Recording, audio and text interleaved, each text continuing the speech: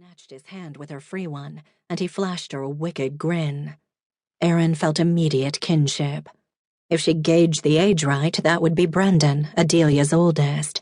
The girl who held the woman's hand and clutched a battered doll in the other would be Keeley, younger by a year or so. The man came next, the man Erin recognized as Travis Grant, her cousin's husband of 7 years, owner of thoroughbreds and master of Royal Meadows. He was tall and broad-shouldered and was laughing down at his son, who waited impatiently on the tarmac. The smile was nice, she thought, the kind that made a woman look twice without being sure whether to relax or brace herself. Erin had met him once briefly when he'd brought his wife back to Ireland 4 years before. Quietly domineering, she'd thought then, the kind of man a woman could depend on as long as she could stand toe-to-toe with him. On his hip he carried another child, a boy with hair as dark and thick as his father's. He was grinning too, but not down at his brother and sister. His face was tilted up toward the sky from which he'd just come. Travis handed him down, then turned and held out a hand. As Adelia stepped through the opening, the sun struck her hair with arrows of light. The rich chestnut shone around her face and shoulders. She too was laughing. Even with the distance, Erin could see the glow. She was a small woman. When Travis caught her by the waist and lifted her to the ground, she didn't reach his shoulder. He kept his arm around her, Erin noticed, not so much possessive as protective of her, and perhaps of the child that was growing inside her. While Erin watched, Adelia tilted her face, touched a hand to her husband's cheek, and kissed him. Not like a longtime wife, Erin thought, but like a lover.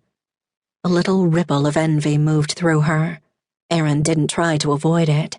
She never attempted to avoid any of her feelings, but let them come, let them race to the limit, whatever the consequences. And why shouldn't she envy Dee? Erin asked herself. Adelia Cunan, the little orphan from Skibbereen, had not only pulled herself up by the bootstraps, but had tugged hard enough to land on top of the pile. More power to her, Erin thought. She intended to do the same herself. Erin squared her shoulders and started to step forward as another figure emerged from the plane. Another servant, she thought, then took a long, thorough look. No, this man would serve no one. He leaped lightly to the ground with a slim, unlit cigar clamped between his teeth. Slowly, even warily, he looked around. As a cat might, she thought, a cat that had just leaped from cliff to cliff. She couldn't see his eyes, for he wore tinted glasses, but she had the quick impression that they would be sharp, intense, and not entirely comfortable to look into. He was as tall as Travis, but leaner, sparer, tough. The adjective came to her as she pursed her lips and continued to stare. He bent down to speak to one of the children, and the move was lazy but not careless. His dark hair was straight and long enough to hang over the collar of his denim shirt. He wore boots and faded jeans, but she rejected the idea that he was a farmer. He didn't look like a man who tilled the soil, but like one who owned it. What was a man like this doing traveling with her cousin's family? Another relative, she wondered, and shifted uncomfortably. It didn't matter who he was. Erin checked the pins in her hair, found 2 loose, and shoved them into place. If he was some relation of Travis Grant's, then that was fine. But he didn't look like kin of her cousin's husband. The coloring might be similar, but any resemblance ended there.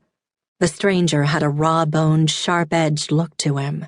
She remembered the picture books in catechism class, and the drawings of Satan. Better to rule in hell than to serve in heaven. Yes, for the first time a smile moved on her lips. He looked like a man who'd have similar sentiments. Taking a deep breath, Erin moved forward to greet her family.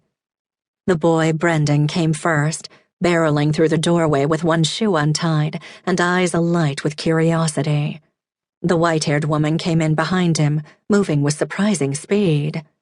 "Stand still, you scamp. I'm not going to lose track of you again. I just want to see Hannah." There was a laugh in his voice and no contrition at all when she caught his hand in hers.